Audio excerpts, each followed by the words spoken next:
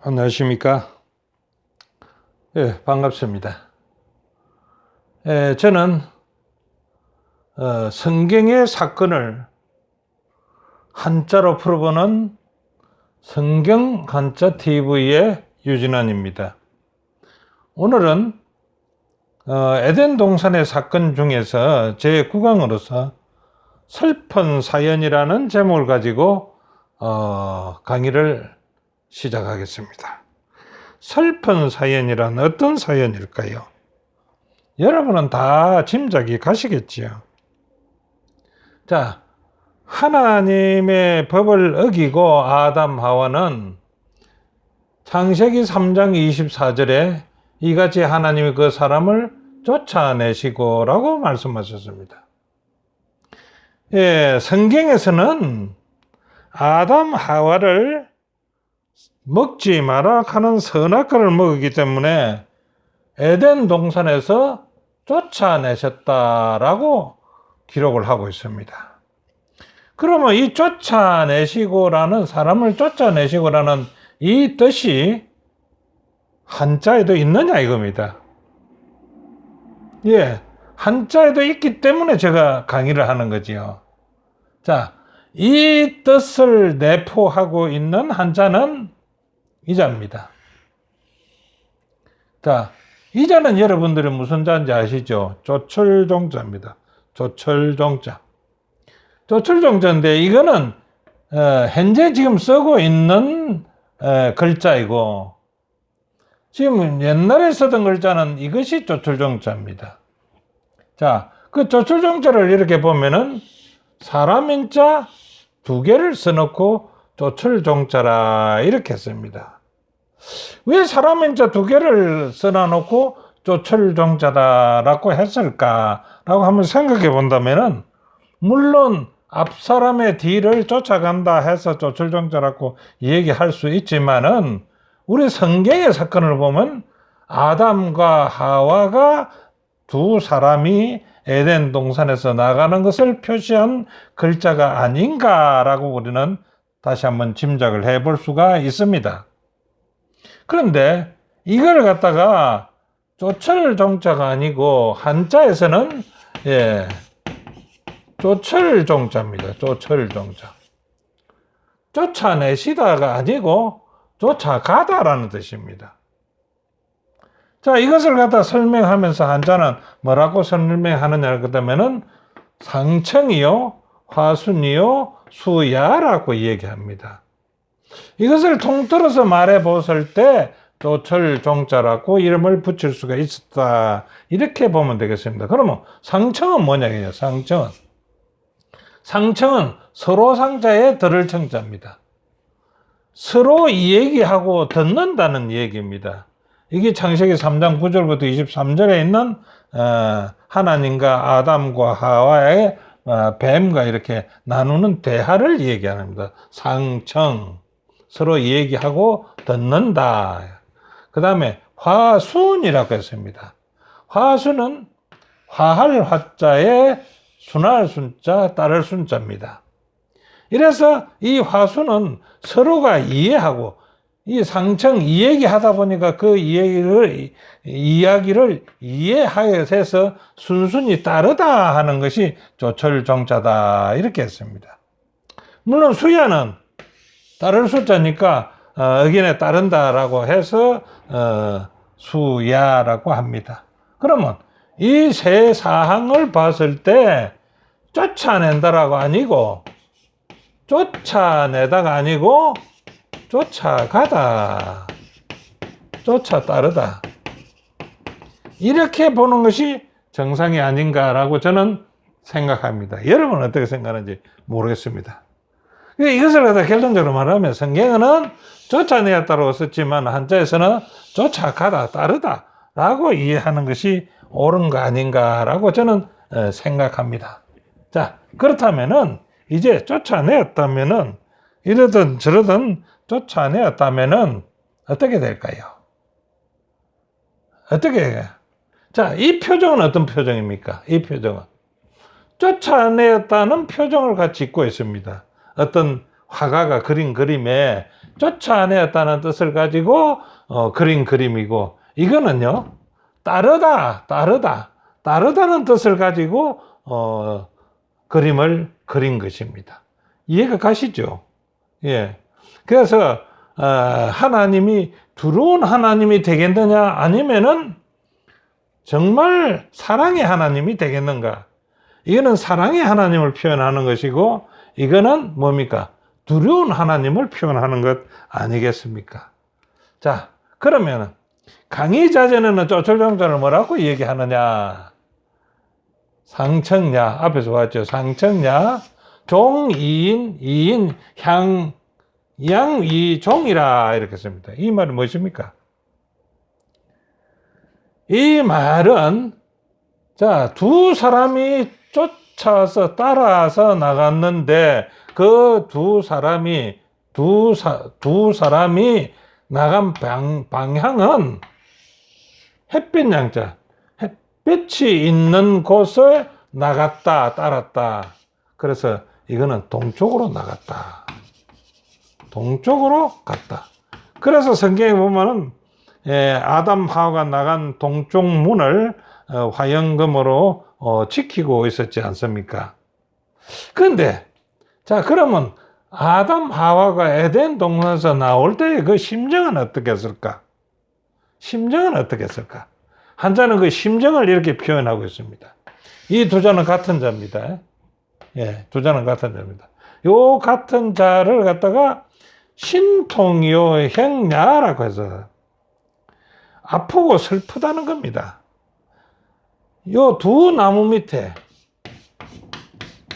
선악과 두 나무 밑에 갈지자를 써서 이 나무 밑에서 가다, 이게. 어디로 갑니까? 에덴 동산 밖으로 나갔다는 얘기 아닙니까? 자, 가는데 그 마음이 어떨까? 아프고도 슬프다라고 표현을 한 한자가 바로 여기에 있는 이 한자입니다. 여러분, 그렇게 생각하시지 않겠습니까? 자, 그러면 이걸 다시 한번 적어 보면은, 아플 초자, 슬플 초자라고 얘기하는데, 이것을 갖다 다시 이제, 풀이를 해본다면은, 파자풀이를 한다면 어떻습니까? 이자든지, 이자는 뭘 표현합니까? 이자는 짝필자입니다. 짝필자. 두 사람을 얘기하는 겁니다. 이거는요, 갈지자지요. 가다는 뜻입니다. 그래서 두 사람이 가다, 이것을 두 개 다 포개해 보면은 두 사람이 가다.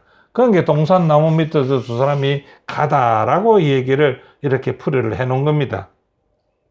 그 다음에 재미있게 하는 이 강의자전에 보면은, 강의자전에서는 창풍의 시가 하나 적혀져 있는데, 창풍의 시는 이런 시구가 적혀 있습니다.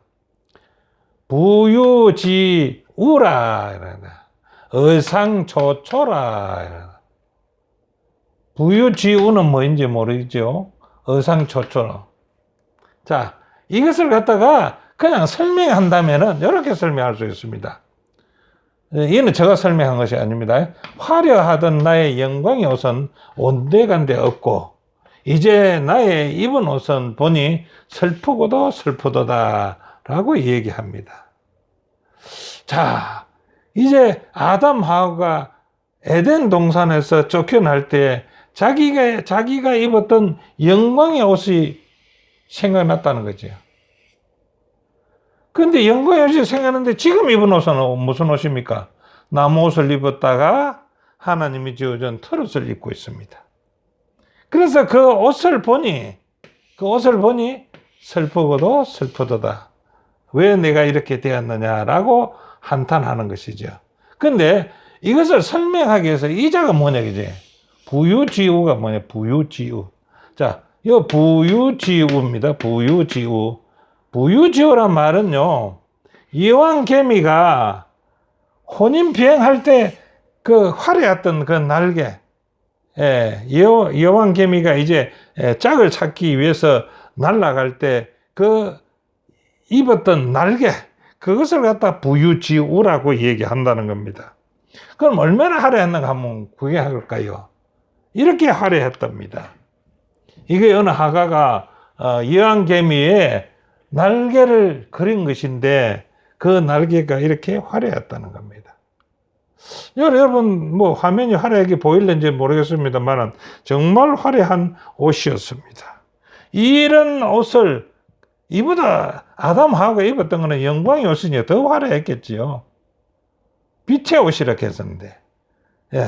그런데 그 옷이 간데온 데 없고 지금은 어떤 옷입니까? 가죽 옷을 입고 있는 그 모습을 봤을 때 슬프고도 슬프다라고 통곡하지 않겠습니까?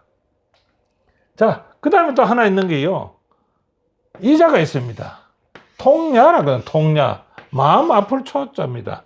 이거는 초자에, 슬플 초자에 마음 심자가 하나 들어갔습니다. 이랬지요? 예.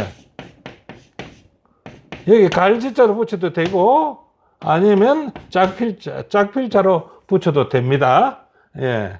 그래서, 짝필자로 붙여도 되는데, 갈지자로 붙이든지, 짝필자로 붙이든지, 두 개 다 붙여도 관계는 없습니다. 근데 이 글자가 마음 아플 초자다. 마음 아플 초자다.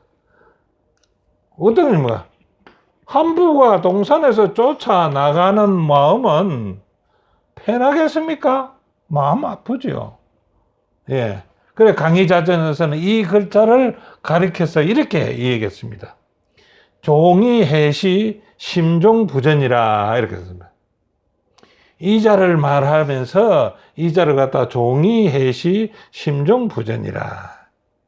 그걸 설명하니까 이렇게 되겠다. 이제 직역을 한 건데요. 의역, 그 뜻만 가지고 했는데, 마음 아플 초자의 뜻은 내가 하늘의 가르침, 하늘의 가르침을 보고도 따르지 아니하고 끝내 돌이키지도 아니하였기에 마음이 심히 아프구나. 마음이 심히 아파서 이제 에덴 동산을 나오는데 희망은 없겠습니까? 희망이 있지요. 네, 희망을 주시지 않겠습니까?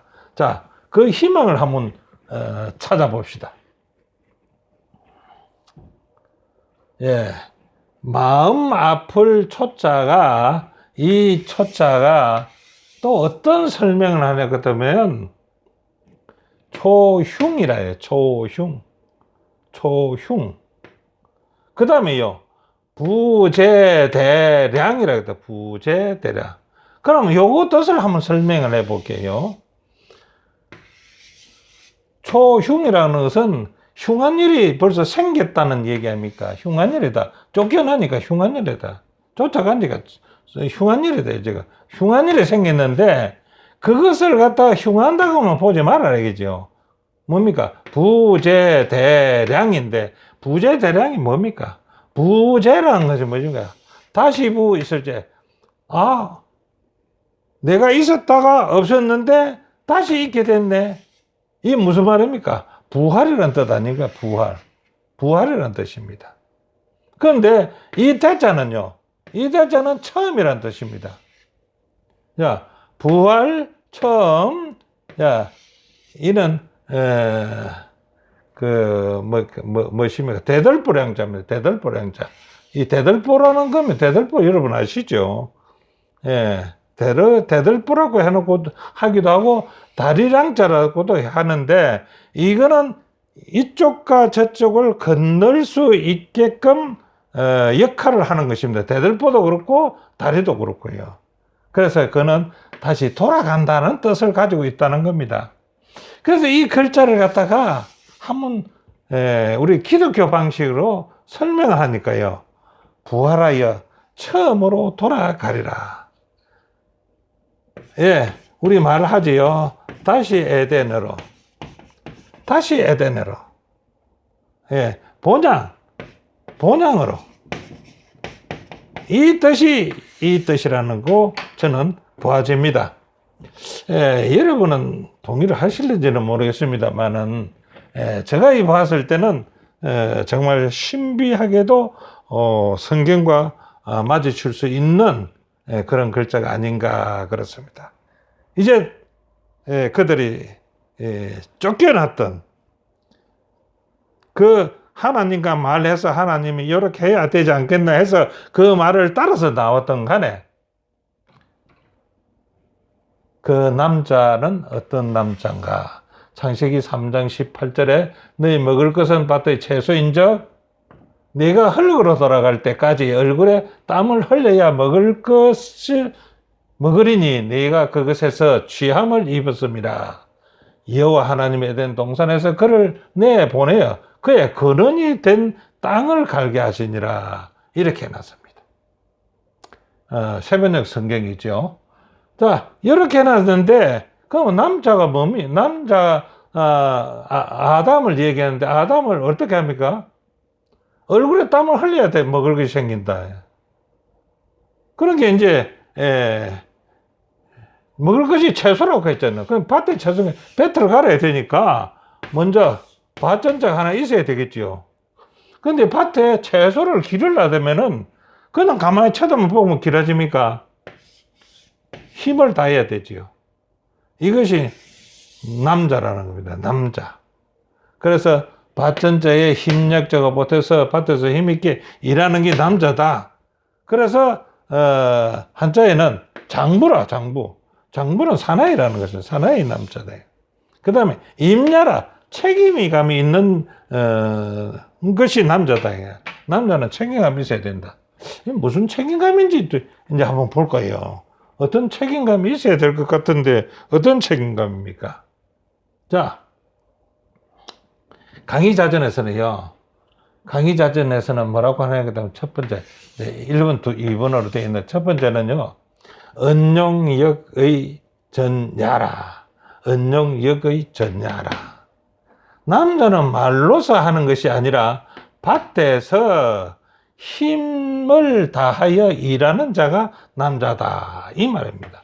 그 남자는 밭에 나가서 일하는 것이다. 의마에 땀을 흘려야 먹을 것이 생긴다. 이 말 아닙니까? 두 번째는 강의자전에서는 남자는 뭐 하는 거냐? 남자는 근도성남이라 해. 근도성을 해야 남자가 된다. 그러면 근도성이 뭐인데요? 근자는 하늘을 근자입니다. 하늘. 도자는 우리는 길도자를 하지요. 길도자인데 이 길도자는 하나님의 말씀입니다. 이거는 우리 성경에 보면은 이 도자는 도로 하는 도자가 아니고 길도자. 무슨 길이냐? 머리가 가는 길. 하나님의 도가 도입니다. 그래서 하늘의 도를 이루는 자가 남자라고 말한다. 하늘의 도를 이룰 성자죠. 이루는 자가 남자다. 이 말입니다. 이로써 인류는 에덴 동산을 떠나 오늘에 이르렀는데 이렇게도 희망이 없을까? 우리에게는 두 길이 주어졌습니다. 자, 두 길은 무슨 길입니까? 하나는 영의 길이고 하나는 육의 길입니다. 육의 길은 성경에 말하듯이 너희 먹을 것은 밭의 채소인저 네가 얼굴에 땀이 흘러야 식물을 먹고 필경은 흙이니까 흙으로 돌아가는 것이 하나의 길입니다. 또 하나의 길은요. 영적 길입니다.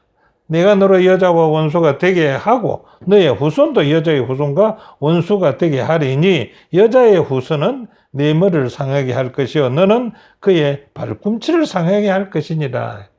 십자가에서 우리의 구원이 이루어질 것이다 이겁니다. 남자가 하는 일에 하늘의 도를 전하는 남자가 된다면은 우리는 요 길을 갈 것이고 요 길에 이루어질 것이고 그 길을 선택하지 않고 이마에 땀만 흘리고 죽도록 노력하는 육적인 생활을 한다면은 우리는 뭡니까? 흙이니 흙으로 돌아갈 수밖에 없다는 것입니다. 오늘 강의는 여기까지입니다. 에덴 동산에서 일어났던 사건들을 모두 제가 말씀을 드렸습니다. 그 사건들이 성경에는 어떻고 또 한자에는 어떠한 표현을 했는지를 설명을 드렸습니다.